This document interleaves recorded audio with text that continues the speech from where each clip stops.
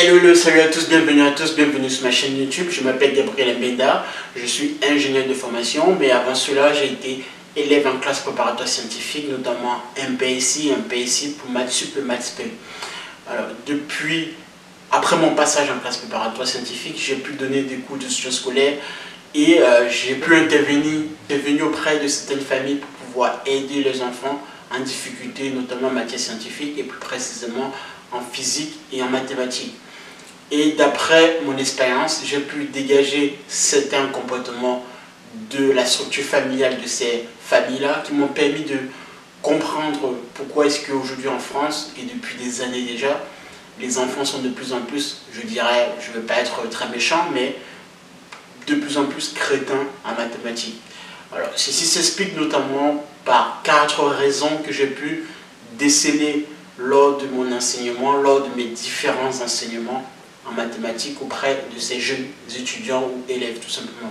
Alors, comme premier comportement que j'ai pu observer, il y a déjà premièrement la structure familiale.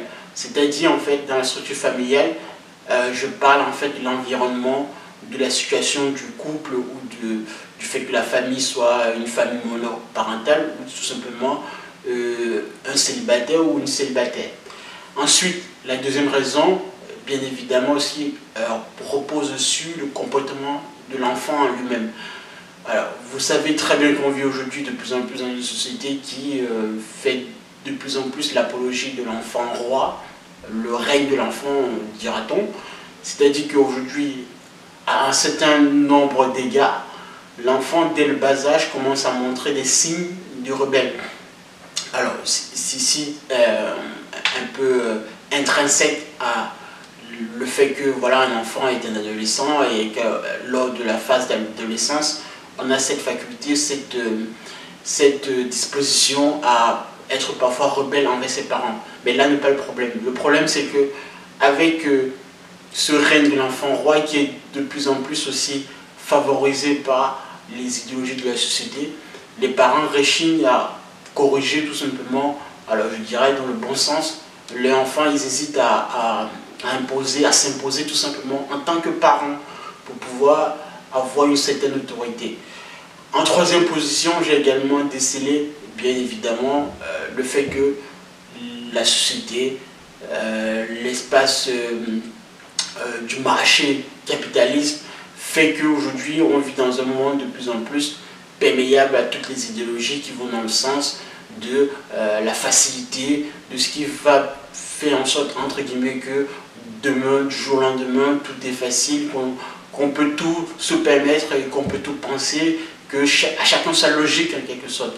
Il n'y a plus en fait de normes qui régissent en fait le quotidien. On se dit que voilà, donc, pour bien mettre en perspective mes propos, par exemple en matière scientifique et notamment en mathématiques, on sait très bien qu'il y a des lois, des logiques à respecter, des raisonnements à respecter. Dans la société d'aujourd'hui, avec les sciences sociales, notamment, vous avez sans doute dû entendre parler du wokisme, je n'en sais pas d'autres, mais bon, du féminisme, etc., des théories qui sont développées de manière très abusive dès le bas âge à l'école primaire. Certains sociologues se posent des questions sur la primauté de ces idéologies-là face à l'enseignement scientifique, notamment donc en mathématiques. Voilà en quelque sorte aussi un des aspects que je voulais mettre en lumière parce que avec ces idéologies-là et le fait qu'aujourd'hui on vit dans une société qui est très encline à la consommation, au consumérisme, les enfants sont de plus en plus dès le bas âge confrontés à l'utilisation des objets électroniques, notamment les tablettes.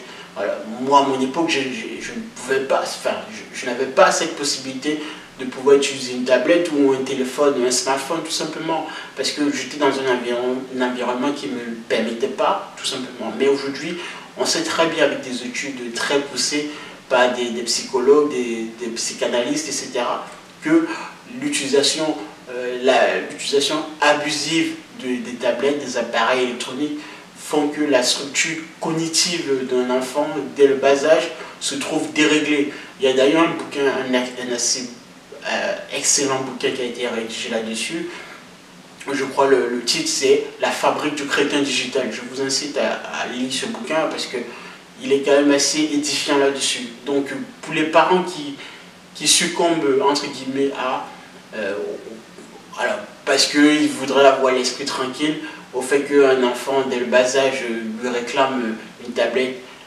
Moi je pense que, je ne suis pas le seul d'ailleurs, mais en tout cas j'aimerais souligner ceci, que l'utilisation de ces objets, de ces smartphones, de ces tablettes en outrance font en sorte que l'esprit de l'enfant n'arrive pas à se développer de manière très uniforme et de manière très élevée. Et ça a un impact effectivement très négatif au niveau de l'apprentissage des matières scientifiques parce que les matières scientifiques réclament de la rigueur et de la rigueur, je pense qu'on en a manque de plus en plus de la société.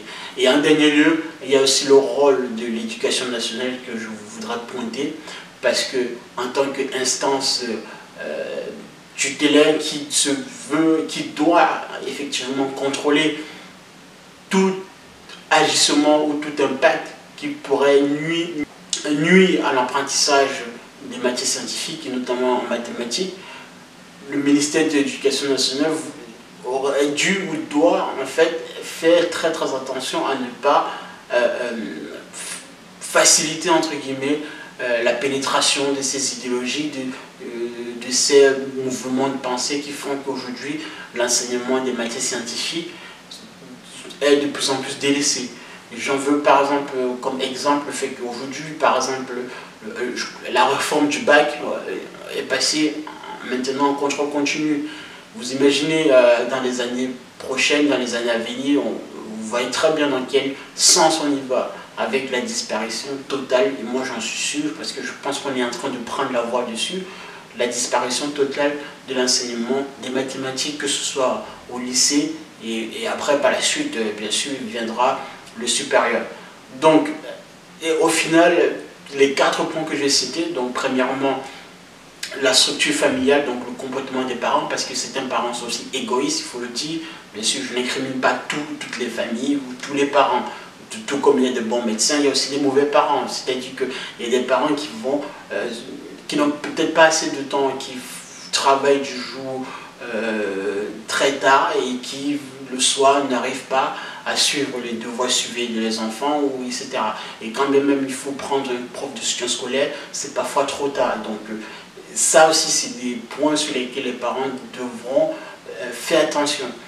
En deuxième lieu, il y a le comportement de l'enfant. Ne pas laisser l'enfant aller dans tous les sens, de faire ce qu'il voudrait faire, parce que effectivement, en tant qu'enfant, en tant qu'adolescent, l'enfant n'a pas ce recul nécessaire qui peut lui permettre de pouvoir jauger si une situation est effectivement à son avantage ou pas.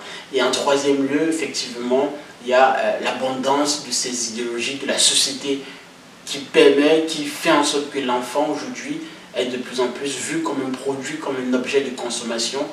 Et à travers cette vision-là, l'enfant est pénétré en fait, est tout de suite en fait jeté dans un monde de consommation à travers les interactions avec les réseaux sociaux, les tablettes, les smartphones en outrance. Et en quatrième lieu, donc là pour le coup c'est du ressort du ministère de l'Éducation nationale qui devrait faire attention à tous les impacts négatifs qui pourraient nuire l'enseignement mathématique, scientifique de manière plus large, que ce soit depuis même déjà le primaire, en passant par le lycée et jusqu'au supérieur. Voilà donc la fin de cette vidéo. C'est les points essentiels sur lesquels je voulais insister concernant le fait que de plus en plus en France, l'enseignement mathématique est de plus en plus délaissé, mal considéré. Donc, si en tout cas vous trouvez que c'est un point en manque ou bien c'est un point mérite d'avoir plus de clarté, plus de pertinence, je vous incite à mettre en dessous de la vidéo vos commentaires éventuels et peut-être que ça me permettra de mieux nourrir ma pensée et en tout cas ça me permettra de créer le débat. Voilà, donc je vous dis à la prochaine et tout simplement merci de m'avoir suivi.